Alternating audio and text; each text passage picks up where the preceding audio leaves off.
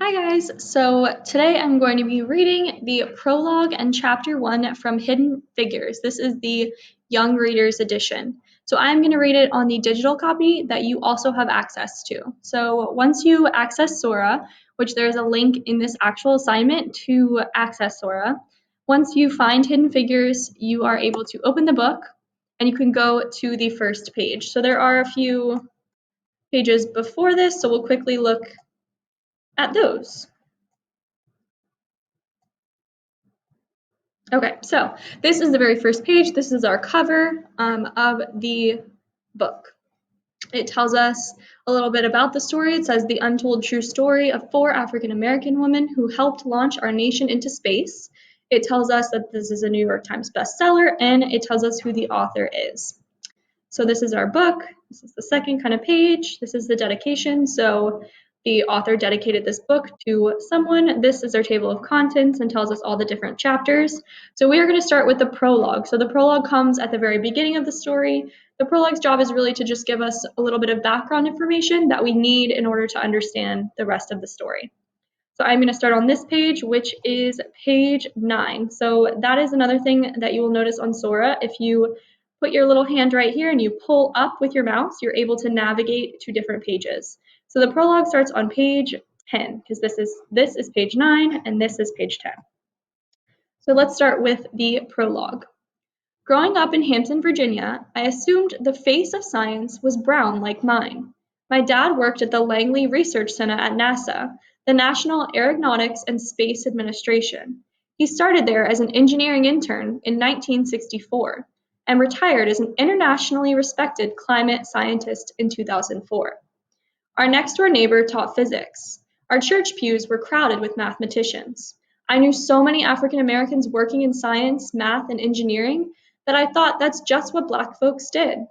My father, who as a high school student had wanted to study electrical engineering, lived a different story. Become a physical education teacher, my grandfather told him. He thought my dad would have trouble finding work as an engineer. In the 1960s, most college-educated African Americans took teaching jobs or worked for the post office. As late as 1970, just 1% of all American engineers were Black, and my father was one of them. Because of my father's job, I was part of the NASA family. I grew up saving my allowance to buy tickets to ride ponies at the annual NASA Carnival and sharing my Christmas wish list with the Santa at the NASA holiday party. On Thursday nights, I sat with my family and cheered for the Stars, my dad's NBA team. That's the NASA Basketball Association. My Sunday school teacher worked at NASA as a computer, doing the complex math for the aerospace engineers. She wasn't alone. From the 1940s through the 1970s, hundreds of women, many of whom were Black, worked as mathematicians at NASA. It wasn't until I was older that I appreciated just how extraordinary this occupation was for Black women in the South during the days of segregation. The first 5 women were hired at Langley as computers in 1935, and they were white. 10 years later, there were more than 400 women working as mathematicians, and many of them were Black. The contributions made by these African American women have never been heralded, but they deserve to be remembered, and not just as a side story in someone else's account, but as the center of their own story. These women should be celebrated, not just because they are Black or because they are women, but because they are an important part of American history. This is their story. So now we are moving on to chapter 1. This is called Setting the Scene, and it starts on page 14. Dorothy Vaughan Ahn, Mary Jackson, Katherine Johnson, and Christine Darden loved math. As children, they showed special skill in arithmetic, and they went on to study mathematics in college. After graduation, they worked as teachers before going to work as computers or mathematicians for the government's Air and Space program.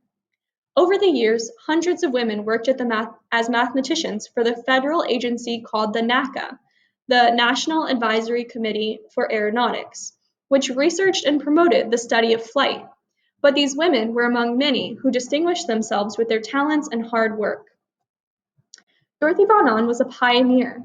She joined the NACA in 1943, the first year that the agency began hiring women. African American women, as computers. And she was the first to be promoted into a management position. She was a role model for other women, and she helped to steer the careers of many talented women who were joining the NACA. Mary Jackson was the first African American woman to move up the ranks and become an engineer at the NACA. She was a fighter, standing up for herself and for other women who deserved the chance to prove themselves. Her work helped to make supersonic aircraft fly higher and faster. Katherine Johnson was an African American woman who became an essential member of the team that put the first American in orbit around Earth. She was a dreamer and an independent thinker who was unafraid to imagine what others considered to be impossible. She helped do the math that was required to send the first men into space and to bring them home safely. Christine Darden was an African American woman who became one of the world's leading experts on supersonic flight. She became the face of the next generation of female space scientists. Her groundbreaking research on predicting sonic booms is still used today.